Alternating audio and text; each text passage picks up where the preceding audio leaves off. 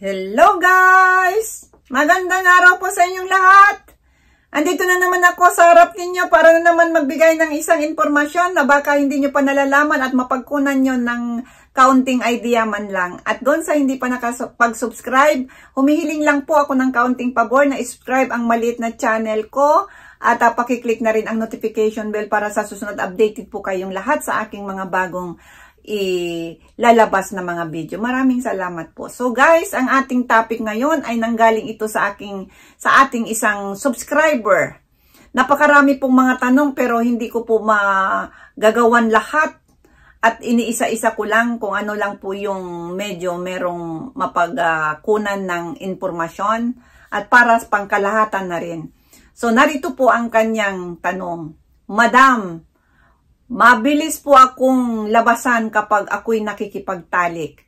Ano po kaya ang aking problema at ano po ang aking gagawin para po matagal akong labasan? So yan po yung kanyang problema guys. Huwag na nating sabihin kung sino siya. At mabilis po daw siyang labasan. So yan po yung inano ko, sinaliksik ko at narito ang aking mga tawag dito. Yung mga paraan na maibibigay sa kanya o sa pangkalahatan doon sa mga napakabilis labasan o mag-orgasm na mga kalalakihan. So, narito ang 4 ibibigay ko na mga paraan para mas tumagal sa pakikipagtalik. So, yung number 1, yung tinatawag na stop and start, no? Stop and start.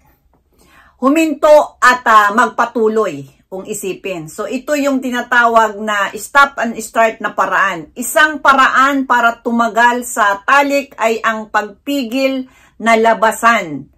Ang huminto sandali kapag naramdaman mong papalapit ka na at magpatuloy matapos ang 30 segundo.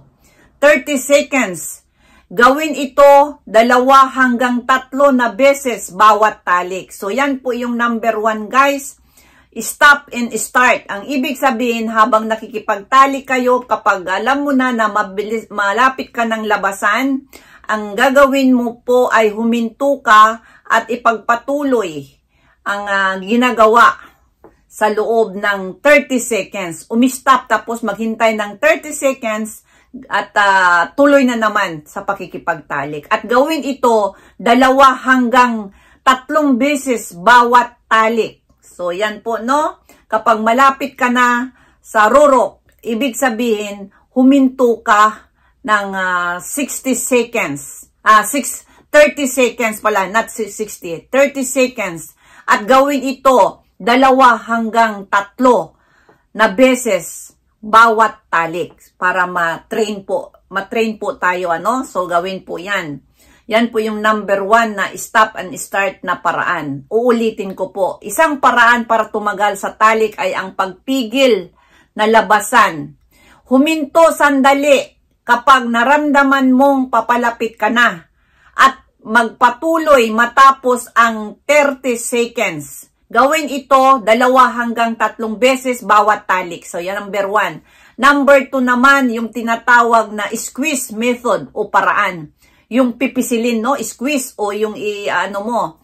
So, yan naman ang paraan ngayon. Kapag malapit ka ng labasan, i-squeeze o pisilin mo ang ulo ng iyong ari para mapigilan ang maagang pag-orgasm at magpatuloy matapos mawala ang ereksyon. So, ang ibig sabihin, kapag malapit ka ng makaraos, pisilin mo lang yung sa ulo ng iyong ni Manoy. Pisilin mo yon at bigla kang mapapaurong na yung erection mo ay medyo mawawala. At kapag tawag dito, at kapag nawala na yon, saka na naman, patuloy ka na naman sa pakipagtalik. So, ibig sabihin yun ang tinatawag na squeeze method o paraan ng para hindi kaagad labasan. Pisilin yung ulo, pisilin yung ulo, tapos saka na naman ipagpatuloy kapag medyo yung hindi ka na masyadong tawag dito, yung erection mo, ibig sabihin. So, yan po yung number 2. At ang number 3 naman na maibibigay ko na payo ay yung magsalsal bago makipagtalik. Ito pwede rin itong gawin, no? Ito po ay aking nasaliksik. Magsalsal bago makipagtalik. Ang pagsalsal bago makipagtalik ay nakakatulong para mas tumagal sa talik. So meron din namang ganitong na talagang may resulta din naman, pero hindi lang din to pangkalahatan, kasi meron din namang kabaliktaran na kapag nagsarili na, wala nang ganang makipagtalik. So pero isa ito sa aking nasaliksik na paraan para hindi ka mabilis labasan doon sa pakikipagtalik. Pwede kang magsalsal muna at saka ka makipagtalik sa Hindi naman yung tuloy-tuloy, ibig sabihin. Basta sa araw na yan, magsalsal ka saka ka makipagtalik, nakakatulong po siya ayon sa aking pagsaliksik. At ang panglas naman natin, number 4, magsuot ka ng supot. Magsuot ka ng kondom na tinatawag, no?